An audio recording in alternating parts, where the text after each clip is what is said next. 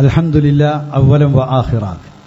ഏതായിരുന്നാലും മൗലിയര് കുടുങ്ങി എന്ന് ഇപ്പോഴും സമ്മതിച്ചു. ഇത്രയൊക്കെ സമ്മതിക്കുള്ളൊരു മുസ്ലിയാര്. കാരണം എന്താണെന്നറിയോ, ഇതിന്റെ അപ്പുറഞ്ഞ് മൂപ്പരിരുന്ന് പ്രതീക്ഷിക്കണ്ട. ഞങ്ങൾ ഇടവണ്ണ പോയിട്ട് പറയാന്ന് പറഞ്ഞു. ഇടവണ്ണല്ല, അള്ളാന്റെ ദുനിയാവിൽ നിങ്ങൾക്ക് പറയാൻ കഴിയൂല. പിന്നെ ഇബ്നു അബ്ബാസ് പറഞ്ഞ മുത്തായിട്ട് കാര്യമല്ല മൗലിയാരെ. നിങ്ങളോട് ചോദിച്ചത് എന്താ? ഇസ്തിആനത്ത് വസീലത്തു ശിർക്കാണ് എന്ന് ഇബ്നു അബ്ബാസ് പറഞ്ഞത് ഉദ്ധരിക്കാൻ പറ്റുമെന്നാ? അതാണ് ഉദ്ധരിക്കേണ്ടത്. അതിന് കഴിഞ്ഞിട്ടില്ല. 3 അവസരം ഞാൻ നൽകി. ഇനി ഞാനത് ചോദിച്ചിട്ട് നിങ്ങളിൽ നിന്ന് ഇനി പ്രതീക്ഷിക്കേണ്ട എന്നുള്ളത് കൊണ്ട് ആ ചോദ്യം ഒരിക്കൽ കൂടി ഞാൻ ആവർത്തിക്കുകയാണ്. പിന്നെ മൂപ്പര് മാർക്കറ്റ് ഉണ്ടാക്കുക 125 മുഖാമുഖം നടത്തി. അതാണ് ഒറ്റമൂലി മുസ്ലിയാർ എന്ന് ഞാൻ പറഞ്ഞത്. വേറെ ആരുമില്ല, ഞാൻ മാത്രം നല്ലേ.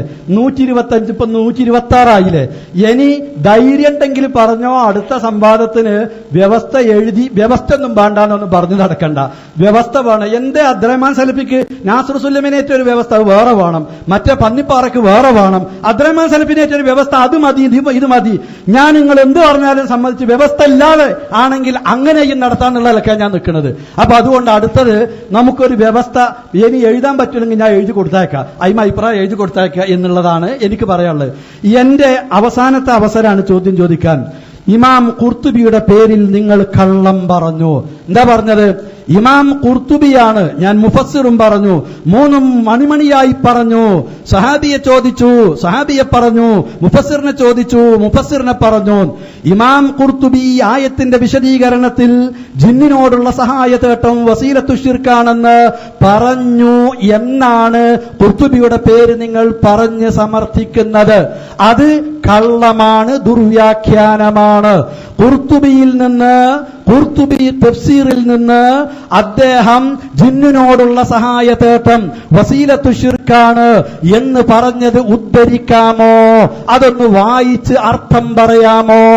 അതാണ് എന്റെ അവസാനത്തെ ചോദ്യം. എന്റെ ആദ്യത്തെ ചോദ്യം 2 ചോദ്യവും നിങ്ങളുടെ ഹൽക്കിൽ പിടിക്കാൻ വേണ്ടിയാണ്. രണ്ടാമത്തെ ചോദ്യം കണക്കിന് കൊണ്ടു. അത് ഇസ്തിംതായിനാണെന്ന് പറഞ്ഞ് തടി തപ്പാതെ അത് ഇസ്തിയാനത്തിനാണെന്ന് നിങ്ങളെ കൊണ്ട് ഞാൻ ഉറപ്പിച്ചു. രണ്ടാമത്തെ എന്റെ ചോദ്യം, ഇസ്തിയാനത്തിന് ഇബ്നു അബ്ബാസ് ഇത് തെളിവാക്കിയത് എവിടെയാണ് മുസ്ലിയാരെ? വായിക്കണമെന്ന് പറഞ്ഞു. മുത്ത് പറഞ്ഞിട്ടുണ്ട്, മുത്തോ മുത്താറിയോ എന്നതല്ല തർക്കം. ഇസ്തിയാനത്ത് വസീലത്തു ശിർക്കാന്ന് ഇബ്നു അബ്ബാസ് പറഞ്ഞിട്ടുണ്ടോന്നാ? അത് മുസ്ലിയാർക്ക് ഈ 3 സന്ദർഭത്തിലും തെളിയിക്കാൻ, തന്റെ പ്രസംഗത്തിലും തെളിയിക്കാൻ, ഇനി ഇടവണ്ണയിൽ പ്രസംഗിച്ചാലും കഴിയില്ല. എന്റെ 4ാമത്തെ ചോദ്യം, ഖുർത്തുബി എവിടെയാണ് വസീലത്തു ശിർക്കാണെന്ന് തെളിവായി പറഞ്ഞത്?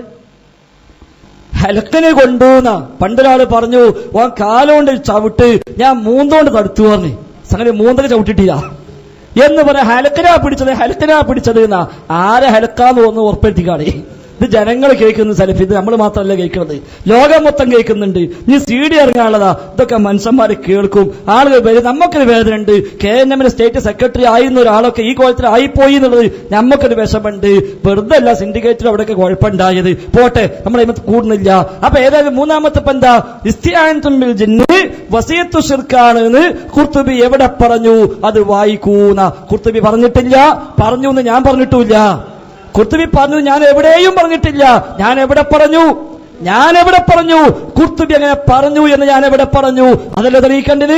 വസിയത്തു ശിർക്കാണ് ഇസ്തിആനത്തുൽ ജിന്ന് എന്ന് ഖുർത്തുബിയിൽ ഉണ്ട് എന്ന് എന്റെ പേരിൽ നിങ്ങൾ പച്ചക്കള്ളം പറഞ്ഞു. ഖുർത്തുബിയിൽ ഉണ്ട് എന്ന് ഞാൻ ഈ കാലം വരെയും പറഞ്ഞിട്ടില്ല.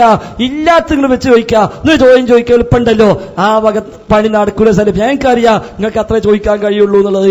ഖുർത്തുബിയിൽ ഉണ്ട്. ഞങ്ങൾ എന്താണോ കോടിച്ചനെ വായിച്ചത് അത് ഞങ്ങൾ വായിച്ചൊക്കെ തെളിയിച്ചരാ. എന്ത് എന്നാ വായിക്കുന്നു പറയാത്തത് മൂപ്പർക്കറിയാം, ഇത് വായിക്കുന്നറിയാം. ആ ബേജാറാണ്. എന്നിട്ട് മൂപ്പരൊന്നുണ്ടാക്കി ഇത് ഖുർത്തുബിയിലുണ്ടോ? ആ ഖുർത്തുബിയില്ല. ഇനി നാളെ ചോദിക്കുക, കതബുഹു അബ്ദുറഹ്മാൻ അത് ലജന്റെ ഫത്വയിലുണ്ടോ? ഇല്ല നമ്മൾ പറയും. അതിലുണ്ടെന്ന് മൂപ്പരേ പറഞ്ഞിട്ടുള്ളൂ, നമ്മളാരും പറഞ്ഞിട്ടില്ല. ആ രൂപത്തിലാണല്ലോ അന്ന് അവതരിപ്പിച്ചത്. സൗദി അറേബ്യയിൽ ഫത്വ വന്നു എന്ന പേരിലാണല്ലോ അവിടെ അവതരിപ്പിച്ചത്. അപ്പൊ അതുകൊണ്ടൊന്നും കാര്യമില്ല. ഏതായിരുന്നാലും ഹലക്കിന് കൊണ്ടിട്ടുണ്ട് എന്ന കാര്യത്തിൽ സംശയമില്ല.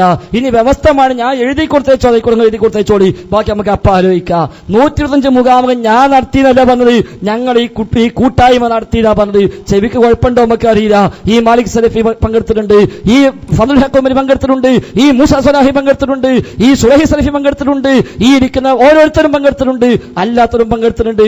ഒറ്റമൂലിയാണെന്ന് അബ്ദുറഹ്മാൻ സലഫിനെ പറ്റി മൂപ്പർക്ക് അറിയാം. കാരണം എല്ലാം മൂപ്പര് പറയണം. KJ മൂപ്പര് തന്നെ, KNM മൂപ്പര് തന്നെ, ISM വേണോ വേണ്ട അതും മൂപ്പര് തീരുമാനിക്കണം, MGM വേണോ അതും മൂപ്പര് തീരുമാനിക്കണം. എല്ലാത്തിനും ഒറ്റമൂലി ഞാനാ തോന്നിയിട്ട് അത് വേറുള്ളവന്റെ പേര് വെച്ചിട്ടിട്ട് കാര്യം ഞങ്ങൾക്ക് അങ്ങനത്തെ ഒരു തോന്നലില്ല. ഞങ്ങൾ ആരും അത്ര വലിയ കേമന്മാരുമല്ല, വലിയ ഇൽമുള്ളവരല്ല, അങ്ങനെ തോന്നലും ഞങ്ങൾക്കില്ല. അതേസമയം ഈ വിഷയത്തിൽ ഞങ്ങൾക്ക് തെറ്റുപറ്റിയിട്ടില്ല. അപ്പൊ ഖുർത്തുബിയുടെ പേരിൽ ഞാൻ ഒരിക്കലും കോയിച്ച സംഭവത്തിൽ വായിച്ചിട്ടില്ല വസിയത്തു ശിർക്ക് എന്ന് ഖുർത്തുബിയിൽ ഉണ്ട് എന്നുള്ളത്. അത് നിങ്ങൾ കെട്ടിവെച്ചതാണ്. അതുകൊണ്ട് തന്നെ ആ ചോദ്യം തന്നെ അപ്രസക്തം. അതേസമയം ഖുർത്തുബിയിൽ ഉണ്ട് എന്ന് ഞാൻ എന്താണോ വായിച്ചത് 100% എന്നാൽ എന്റെ പേരിൽ വിചിന്തനത്തിൽ നിങ്ങൾ ശുദ്ധമായ കളവെഴുതി വിട്ടത് ശിർക്കല്ല, വസിയത്തു ശിർക്ക് മാത്രമേ ആകൂ എന്ന് എഴുതി വെച്ചത് അത് വല്ലാത്തൊരു അപരാധമായി പോയി. തിരുത്താൻ ശ്രമിക്കണേ എന്ന സൂചിപ്പിക്കാനുള്ളത്. ഏതായിരുന്നാലും അൽഹംദുലില്ലാ ഈ 5 അവസരങ്ങൾ കഴിയുമ്പോൾ അദ്ദേഹത്തിന്റെ ചോദ്യങ്ങൾ നമ്മൾ കേട്ടുവല്ലോ, കൃത്യമായി നമ്മൾ പറയുകയും ചെയ്തു. അദ്ദേഹത്തിന്റെ ദുർവ്യാഖ്യാനങ്ങൾ എണ്ണി അദ്ദേഹത്തിനും കൂടെയുള്ളവരുടേതും നമ്മൾ പറഞ്ഞു. ഒരക്ഷരം മിണ്ടുന്നില്ല. അതിനെപ്പറ്റി വ്യവസ്ഥയിൽ ആ സംവാദം നടത്താൻ ഞാൻ പറഞ്ഞു, അത് മൂപ്പര് കേട്ടിട്ടില്ല. കേട്ടായിടുങ്ങാറാണല്ലോ. അപ്പൊ നിങ്ങൾ വ്യവസ്ഥയിൽ കൊടുത്തയക്കുമ്പോ അതും കൂടെ ഉൾപ്പെടുത്തണം എന്ന് ഒരു അഭ്യർത്ഥന ഉണ്ട്. വേണമെങ്കിൽ സ്വീകരിക്കാം, വേണ്ടെങ്കിൽ തള്ളിക്കളയാം. ഏതായിരുന്നാലും അൽഹംദുലില്ലാ ഞാൻ ഖുർത്തുബിയുടെ പേരിലോ ഇബ്നു അബ്ബാസിന്റെ പേരിലോ കളവ് പറഞ്ഞിട്ടില്ല എന്നുള്ളത് അബ്ദുറഹ്മാൻ സലഫിക്ക് പണ്ടേ അറിയാം. ഇപ്പൊ എല്ലാവർക്കും അത് മനസ്സിലായി, അത് ബോധ്യമായി. അൽഹംദുലില്ലാ അത്രേ ഉദ്ദേശിച്ചിട്ടുള്ളൂ. അതിനപ്പുറത്ത് വേറെ എന്തെങ്കിലും പറഞ്ഞുണ്ടാക്കി ഞാനങ്ങനെ പറഞ്ഞു എന്ന് വെച്ച് തീർത്തിട്ട് അത് പ്രചരിപ്പിക്കുന്നതിൽ അർത്ഥമില്ല. അതുകൊണ്ടാണ് കോയിച്ച സംവാദം സംഘടിപ്പിച്ച സംഘാടകൻ ഇപ്പുറത്തേക്ക് പോകുന്നത്, പന്നിപ്പാട് സംവാദം സംഘടിപ്പിച്ച വീടൊന്നാകെ ഇങ്ങോട്ടേക്ക് പോകുന്നത്. അതേപോലെ കീശ്ശേരി സുക്കൂർ സലഫിക്ക് പരിചയമുള്ള ആളാണല്ലോ, അദ്ദേഹം ഇങ്ങോട്ടേക്ക് പോകുന്നത്. ഈ ഇരിക്കുന്ന മുഴുവൻ പണ്ഡിതന്മാരും എന്ത് ഈ ഭാഗത്തേക്ക് നിന്നത് തല മുതിർന്ന മുഴുവൻ ആളുകളും അവസാനം ഞാനും എന്റെ കെട്ടിയോളും ഒരു തട്ടാനും എന്ന് പറഞ്ഞ രൂപത്തിൽ മൂവർ സംഘം മാത്രം ബാക്കിയാകുന്നിടത്തേക്ക് കാര്യങ്ങൾ മാറുന്നുവല്ലോ. കരിവള്ളി പോലും തുറന്നു പറഞ്ഞു. അതേപോലെ പണ്ഡിതന്മാർ ഓരോന്നായി തുറന്ന് പറഞ്ഞുകൊണ്ടിരിക്കുന്നു. എല്ലാവർക്കും മനസ്സിലായി, ആർക്കും തൗഹീദ് പഠിച്ചിട്ടില്ല, ആരും ജിന്നിനെ വിളിക്കുന്നില്ല, തേടാമെന്ന് പറയുന്നില്ല, അത് ശിർക്കാണെന്ന കാര്യത്തിൽ സംശയമില്ല എന്നൊക്കെ എല്ലാവർക്കും മനസ്സിലായി. അത് അൽഹംദുലില്ലാ. അതുകൊണ്ട് ഓരോരുത്തരും ഓരോ ദിവസം ഇപ്പങ്ങനെ പത്രങ്ങളിലൂടെ അതേപോലെ അഭിമുഖങ്ങളിലൂടെ പറഞ്ഞുകൊണ്ടേയിരിക്കുന്നു. ഇപ്പം മാധ്യമം വരുമ്പോ തന്നെ സലഫിക്ക് ബേജാറാ, വല്ലുണ്ടാവോ മാധ്യമത്തിന് എന്ന പേടിയോടുകൂടിയാ സലഫി മാധ്യമത്തെ കാണുന്നത്. ഇതൊക്കെ റഹ്മാനായ റബ്ബ് ഈ ദീന് കൊണ്ട് കളിച്ചപ്പോ, തൗഹീദി പ്രസ്ഥാനം കൊണ്ട് കളിച്ചപ്പോ അതിന് റഹ്മാനായ റബ്ബ് നൽകുന്നതാണ് എന്ന് ഇനിയെങ്കിലും തിരിച്ചറിഞ്ഞാൽ സലഫി താങ്കൾക്ക് നല്ലത്. അതല്ല ഇനി അങ്ങനെ ഞാൻ ആ കളിയുമായി പോകുമെന്നാണെങ്കിൽ പോകാം, പക്ഷെ ആ പോക്ക് എവിടേക്കായിരിക്കുമെന്നത് നിങ്ങൾ ആലോചിക്കണമെന്ന് സ്നേഹബുദ്ധിയ ഉണർത്തുകയാണ്. അല്ലാഹു അനുഗ്രഹിക്കും.